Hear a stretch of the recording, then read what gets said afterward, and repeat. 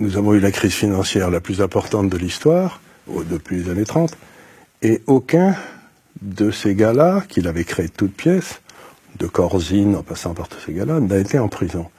Donc la question essentielle, c'est qu'est-ce qui se passe exactement? Et là, je rejoins l'analyse d'Olivier.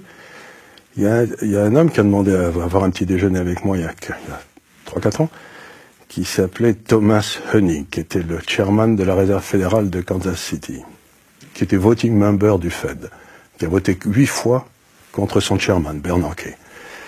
Et il m'a dit, on a sympathisé, on était deux chez Balthazar en bas à New York, là. Et il m'a dit, Charles, il faut que je te dise quelque chose, tu m'es très sympathique.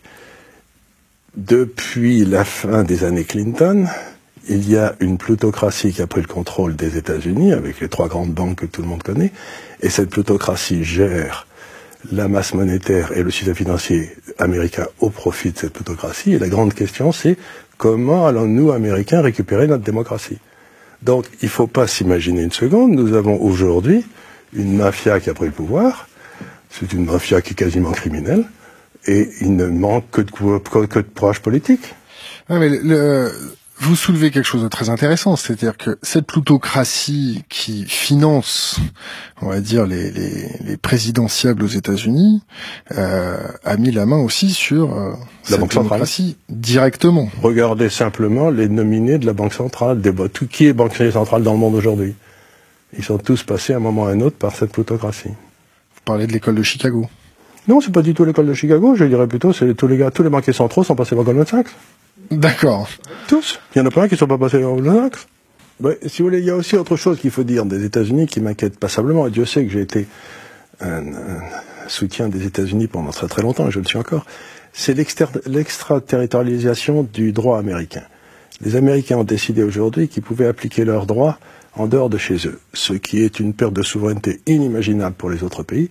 On l'a très bien vu dans l'affaire de la BNP, qui, à partir du moment, si vous voulez, la façon dont ça se passait dans le temps... L'arbitrage, c'est ça?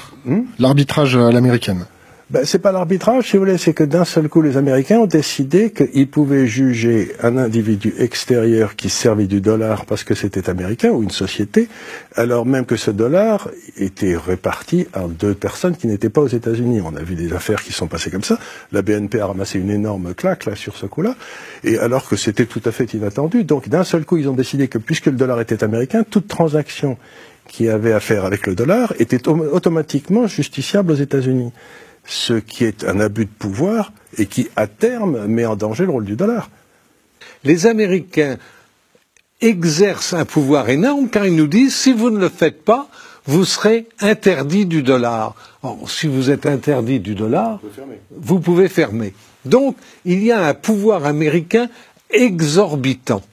Exorbitant, il est ce qu'il est, et je ne vois pas que ni l'Europe, ni le Japon, ni la Russie, ni la Chine puissent, dans un délai de 10 à 15 ans, contrecarrer ce pouvoir-là.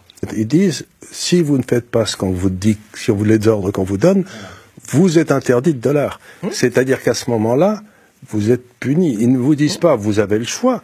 Vous n'avez pas le choix, puisque aujourd'hui, 80%, tout ce qui s'est passé après la Deuxième Guerre mondiale, c'est que les États-Unis ont fourni le dollar comme une monnaie internationale, et l'arrangement qui existait à l'époque, qui était très simple, était de dire, la banque centrale du pays en question, d'un pays par exemple la France, vérifie que les transactions qui ont lieu en dollars entre 2 de ces entités, entre la France et le Soudan, entre la France est conforme à la loi française, et dans la mesure où elle est conforme à la loi française, nous n'avons rien à dire. Ils ont fait un reversement de charge de la preuve totale, il y a à peu près 7 ou 8 ans, il y a 7 ans, et ça a complètement transformé le monde. Donc qu'on ne me dise pas, ils ont tout changé, qu'on ne me dise pas que c'était comme ça avant, ça n'était pas comme ça avant. Aujourd'hui d'ailleurs, la meilleure preuve, c'est que les Chinois sont en train de monter un truc avec une carte de crédit. Toutes les cartes de crédit à l'arrivée sont soldées aux États-Unis, puisqu'elles sont toutes américaines. Bah maintenant, vous pouvez avoir une carte de crédit qui est soldée en Chine, en renminbi. Mais avant, vous ne l'aviez pas. Donc, ils ont favorisé une position de monopole, et l'ayant favorisé, ensuite, ils l'exploitent à leur profit. C'est ce que j'appelle du banditisme.